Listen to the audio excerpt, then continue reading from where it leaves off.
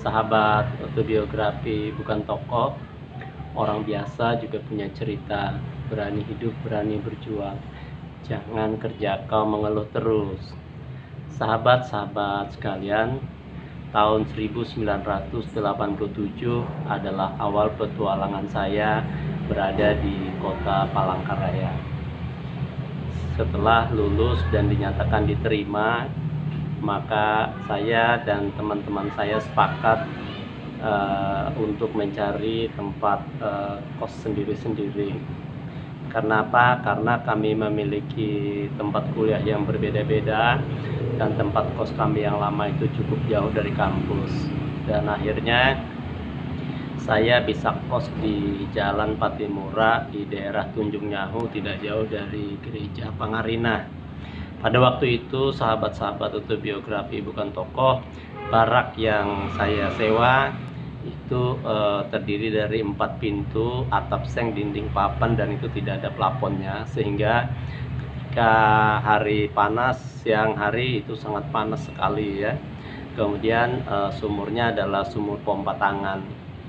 Sahabat autobiografi bukan tokoh, di sekeliling tempat tinggal saya atau barak yang saya sewa itu banyak ditumbuhi tumbuhan kelakai ya, karena belum begitu ada bangunan di sekitar situ. Ini membawa berkah tersendiri cerita tentang kelakai ini ya. Suatu ketika mungkin saya akan mereview secara khusus berkah daripada tanaman kelakai ini, bagaimana tanaman kelakai ini menyelamatkan banyak orang. Mungkin bukan cuma saya ya, banyak sekali mungkin orang-orang yang seperti saya yang hidupnya selama sekolah itu tergantung dengan kelakai dan kangkung. Sahabat autobiografi bukan tokoh, sebagai masa orientasi pertama calon mahasiswa Universitas Palangkaraya yang sudah dinyatakan lulus melalui tes, maka diadakanlah penataran pendukung pola 100 jam, yaitu penataran P4 ya, pedoman penghayatan dan pengamalan Pancasila, pola pendukung 100 jam yang lamanya kurang lebih 14 hari nonstop ya. Dan dari rangkaian autobiografi bukan tokoh, karena kampus Unpar pada waktu itu merupakan satu-satunya universitas negeri yang ada di kota Palangkaraya, bahkan di Kalimantan Tengah, dan belum begitu ada, bahkan mungkin waktu itu tidak ada kampus di daerah kabupaten atau kota lain ya, sehingga hampir semua daerah itu mereka mengarahkan tujuannya itu ke Palangkaraya ketika mereka ingin berkuliah. Tentu saja persaingan cukup berat, mahasiswa-mahasiswa yang berprestasi juga banyak yang ada di situ ya, dari berbagai kabupaten. Sahabat autobiografi bukan tokoh, singkat cerita, saya sebagai pendatang baru juga di kampus Universitas Palangkaraya ini, apalagi dengan jurusan bahasa Inggris, jurusan yang berbeda sama sekali dengan pelajaran saya ketika saya di SMA, maka harus bekerja keras dan bertekad keras agar bisa mempertahankan reputasi saya sebelumnya.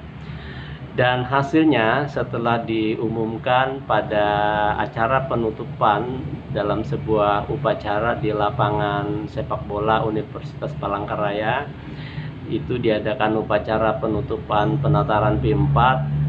Rektor Universitas Palangkaraya saat itu Bapak Profesor KMA M. Usop MA mengumumkan ada 17 peserta terbaik yang berhasil mengikuti penataran pedoman penghayatan dan pengamalan Pancasila ini menurut penilaian para tutor, para mentor dan pengawas dan para dosen-dosen yang menjadi fasilitator. Mereka membuat suatu penilaian, maka dipilihlah 17 orang sebagai peserta 17 besar.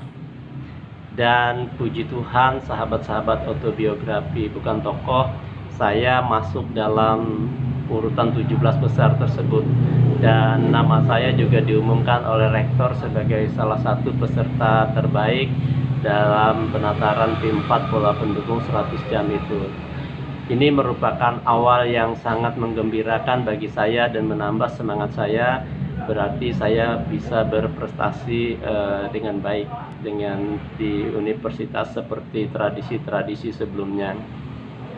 Sahabat autobiografi bukan tokoh, sebelum memulai masa perkuliahan, tentu saya banyak bertanya kepada para senior dan mulai juga saya mencari tahu kalau orang kuliah itu seperti apa.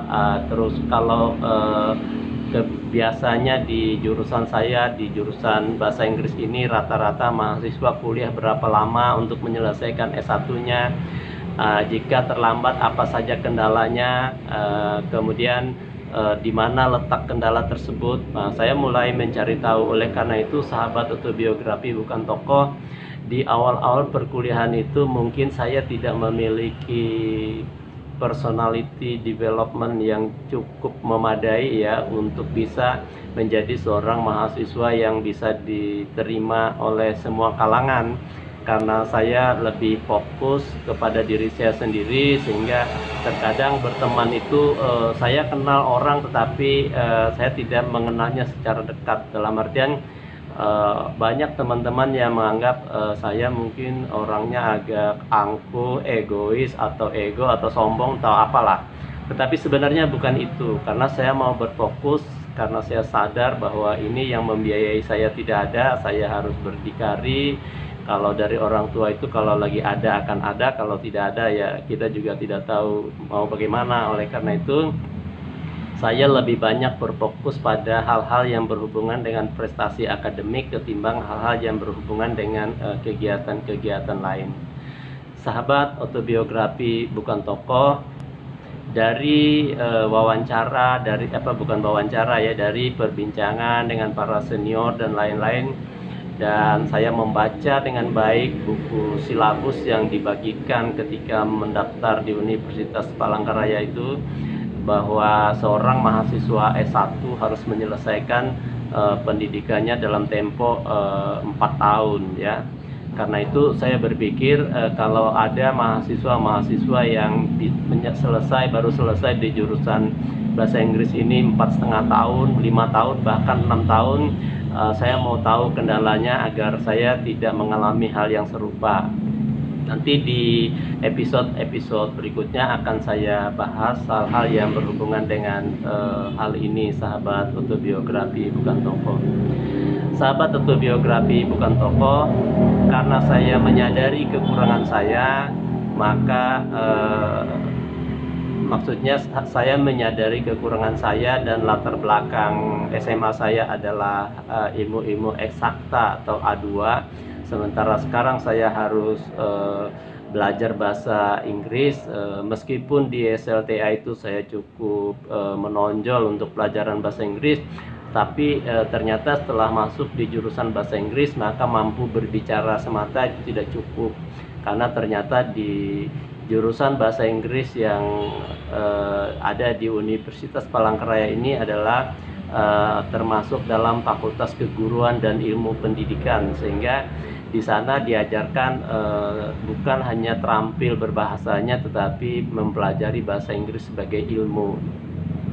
Sahabat autobiografi bukan tokoh, oleh karena itu saya bersama teman saya berusaha bagaimana kalau kita ikut di lembaga pendidikan kursus saja supaya kita lebih lancar berkomunikasi dalam bahasa Inggris.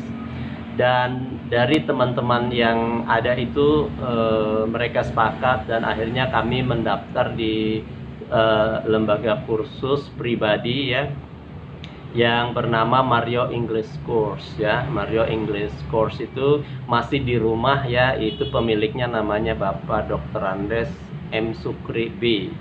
Beliau ini di kemudian hari termasuk salah satu dosen yang cukup berperan di dalam kehidupan saya ya.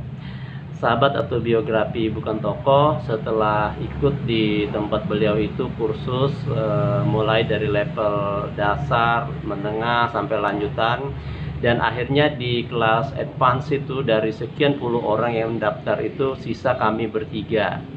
Saya masih ingat, yaitu saya, yang kedua namanya Nur Salim Ahmad, yang ketiga namanya Ahmad, dan keempat Petrus. Sorry, ada 4 orang kami yang menyelesaikan sampai dengan advance level di sana.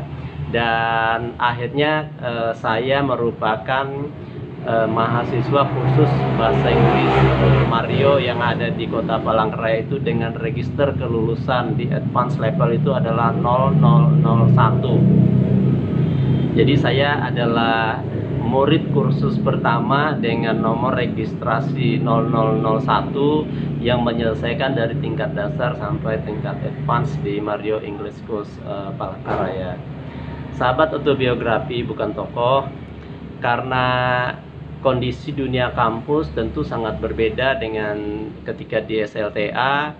Banyak hal yang harus disesuaikan, dan kita harus mandiri, harus mencari segala sumber buku sumber, buku pegangan atau handbook dan lain-lain. Banyak sekali tugas-tugas. Saya mencoba memfokuskan diri saya, dan saya beruntung sahabat autobiografi bukan tokoh, karena saya diberikan seorang dosen penasehat akademik yang kelak dia juga banyak mewarnai dan menginspirasi cara berpikir saya dan cara bersikap saya, yaitu Bapak Dr. Andes Lambertus Elbar.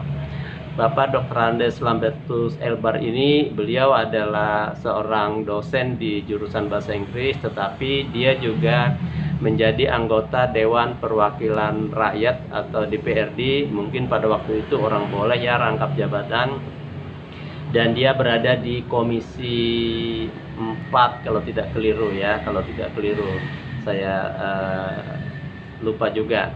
Nah, karena beliau ini adalah dosen penasehat akademik, maka setiap berkonsultasi di semester-semester itu saya selalu hadir ke kantor DPRD karena beliau standby-nya di sana.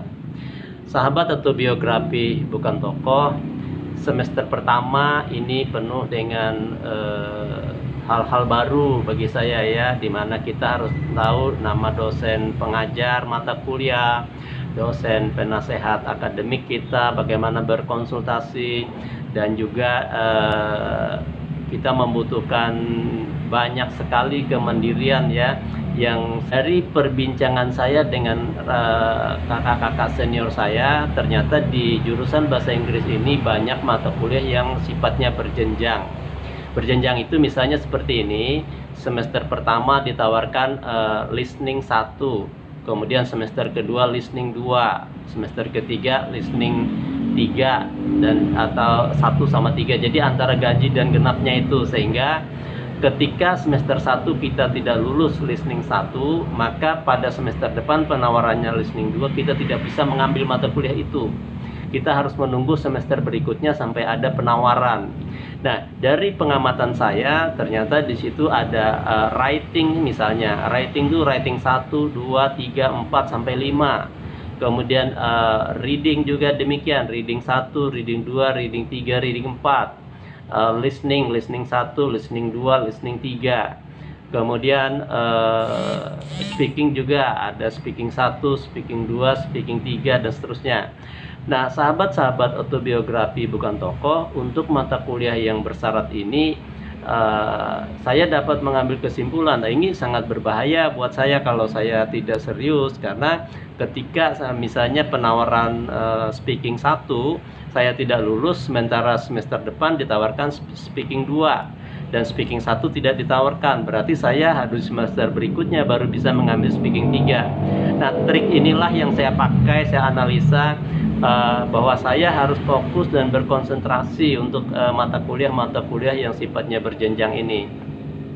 Sahabat autobiografi bukan tokoh, dan puji Tuhan pada akhir semester saya berhasil lulus semua mata pelajaran yang ditawarkan sebanyak 18 SKS di semester pertama ya, dengan IPK kumulatif saya masih relatif bagus, yaitu 3,00. Di saat itu ya, IPK 3,0 itu cukup bagus, karena memang di era-era itu memang untuk nilai itu sangat sulit sekali. Dan saya mulai mengenal dosen-dosen mengenal teman-teman yang berbeda asalnya, dan mulai juga saya mencari tahu apa kesulitan-kesulitan yang dihadapi dalam masa perkuliahan ini. Sahabat Autobiografi Bukan Tokoh, semester 1 termasuk semester yang membanggakan karena saya berhasil lulus mata kuliah itu, meskipun saya latar belakangnya bukan dari jurusan bahasa. Kemudian juga semester 1 bisa berlalu dengan baik, itu adalah di kota Palangkaraya ini. Sahabat Autobiografi Bukan Tokoh, semester 1 di Universitas Palangkaraya di jurusan Bahasa Inggris berlalu dengan baik, dan akhirnya saya melanjutkan ke semester-semester berikutnya. Jadi di semester 1 tidak ada sesuatu yang sangat berarti dan tidak ada kendala yang sangat berarti, karena semua bisa terlalui dengan baik. Sahabat Autobiografi Bukan Tokoh, orang biasa juga punya cerita, berani hidup, berani berjuang, jangan kerja kau mengeluh terus. Saya menyarankan sahabat Autobiografi Bukan Tokoh agar menonton video-video sebelumnya, yaitu video dari tahun 1974 sampai 1986, sehingga sahabat-sahabat sekalian bisa mengikuti rangkaian peristiwa hidup siapa tahu bisa memberi inspirasi kepada saudara agar bisa hidup lebih baik lagi. Terima kasih, sampai ketemu di video berikutnya.